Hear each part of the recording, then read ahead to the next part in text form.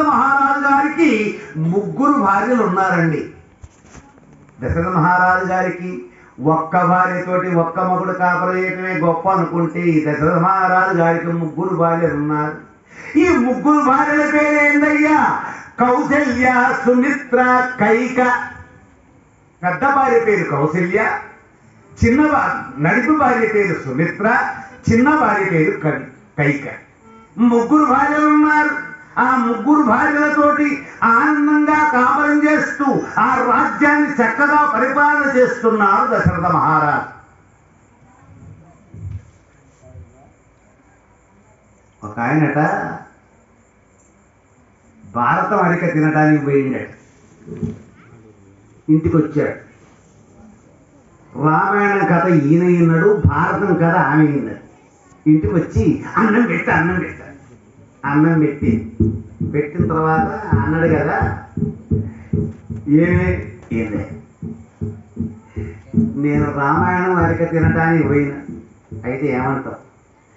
ఏం లేదే, దశరథ మహారాజుకు ముగ్గురు పెళ్ళాలు అంటే నన్నేం చేయమంటారు? ఏం లేదు, దశరథ మహారాజుకు ముగ్గురు పెళ్ళాలు, నాకు ఒక్కదానివే కదా, నువ్వు ఇద్దరు చేసుకుంటే నాకు కూడా ముగ్గురు పెళ్ళాలు అవుతుంది అది అంటే ఏమన్నది? నేను కూడా భారతం కట్టినటానికి పోయినా, ద్రౌపదేవికి 5 ఉన్నారు మగాళ్ళు, నువ్వు నాకు ఒక్కరినే కదా, ఇంకా నలుగురు నేను కూడా చేసుకోండి, నాకు కూడా 5 కదా. కాబట్టి ఇలా దశరథ మహారాజు గారికి ముగ్గురు భార్యలు ఉన్నారు. ఈ ముగ్గురు భార్యలు భర్తకు సేవ చేస్తున్నారు. ఎలా సేవ చేస్తారు? ఈ ముగ్గురు ఒక ఆమె తాను చేపిస్తుంది, ఒక ఆమె ఏమో బట్టలు వేస్తుంది, ఒక ఆమె అన్నం పెడుతుంటది. ఈ ముగ్గురు భార్యలు కౌసల్య, సుమిత్ర, కైక. మరి ఇంకొక రోజు వంతులు పెట్టుకుంటారట. ఒకనాడేమో కౌసల్య కాళ్ళు వస్తాయి, ఎవరికి? దశరథ మహారాజుకి.